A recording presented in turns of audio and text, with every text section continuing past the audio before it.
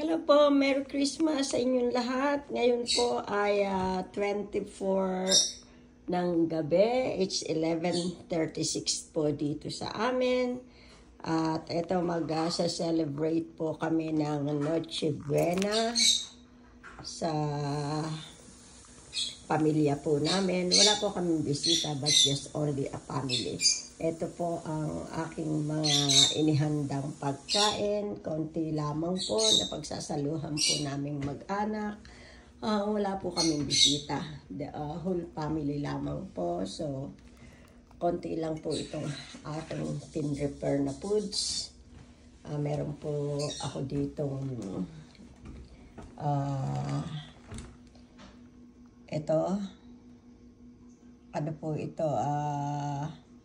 Ano nga bang tawag dito? Belly. Pork belly po yan.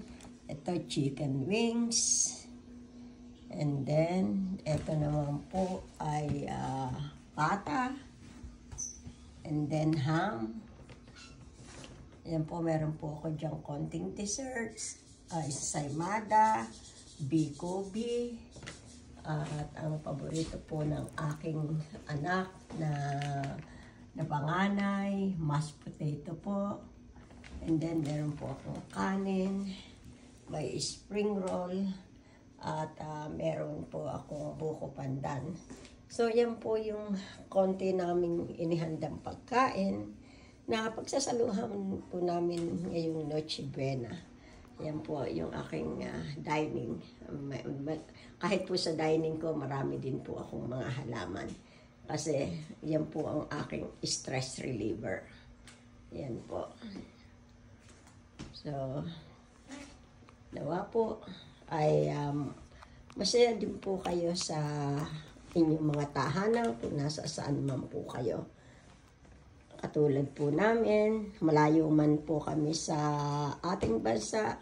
Pero ito po, kahit papaano po, idadaos po natin ang pag-celebrate ng kapanganakan po na ating Panginoong Heso Kristo. Ano ang pong problema ay kayang-kaya po natin lampasan. Sabi nga po, dito po sa overseas, kung nasa saan po tayo, namimiss po natin yung ating mga pamilya, pero kinakailangan po natin yung paglabanan at tanggapin dahil nandito tayo para magsakripisyo. Although kasama ko po dito ang aking asawa at 2 anak. Pero syempre po, ang mga kapatid ko po nasa sa Pilipinas din po. Kaya ano po ang pag-celebrate namin, inaalala pa din po namin sila. Pero kailangan po natin i-celebrate ang Kapaskuhan ng naaayon sa ating tradisyon. Kahit po paano, yan. Ito po yung salas po namin. Yan. Meron din po kami ditong parol. Isang maliit na parol. Yan. Hindi na po ako naglagay ng Christmas tree dahil po sa wala na po talaga kaming time. Ang mga anak ko po nagtatrabaho at nag-aaral. So sabi ko po sa kanila kung gusto po nilang maglagay ng Christmas tree, sila na po ang maglagay. Dahil ako po umuwi din lang po dito sa bahay namin every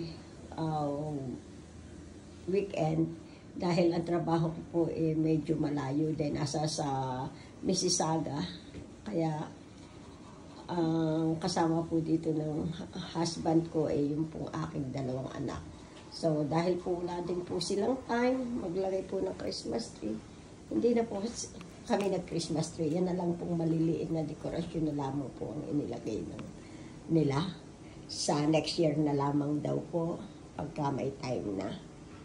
So, yun po, sa celebration po namin ng Kapaskuhan. So, 4 lang po kami, yung aking mga anak at yung aking husband ang magse-celebrate po. Yan, pasensya na po kayo. May kaguluhan po ang aking bahay.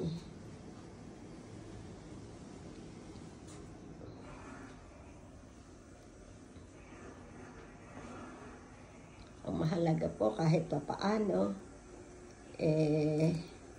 makapag-diwang po tayo ng kapanganakan ng ating Panginoon. Yan po. Naging busy po ako kanina buong maghapon dahil ako lang po ang nag-prepare. Yan.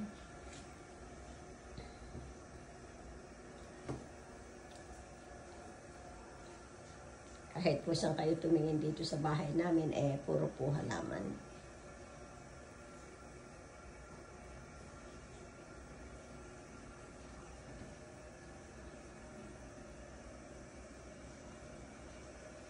Yan po, magulo pa po yung aking kitchen. Hindi ko pa po naayos mula nagluto ako kanina. Kaya pasensya na po kayo, although binidyo ko po. Ang kaguluhan pa po.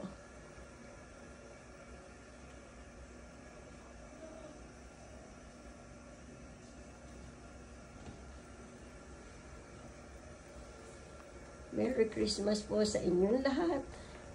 And a Happy New Year. Ito po ang celebration, ang Christmas 2023. Ang aming pong Noche Buena.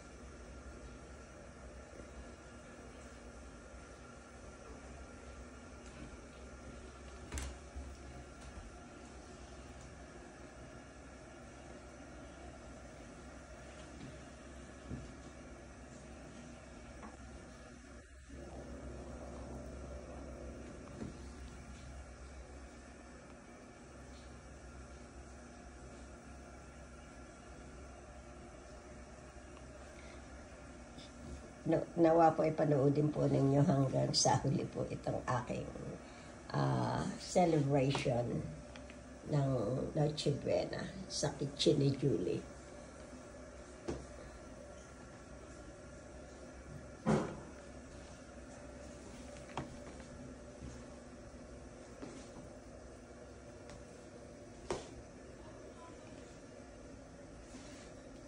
Although, konti lamang po ang aking pong inihandang pagkain para sa aking pamilya. Pero pwede na din po ito. Mahalaga po, may pagsasaluhan po kami ngayong Noche Buena.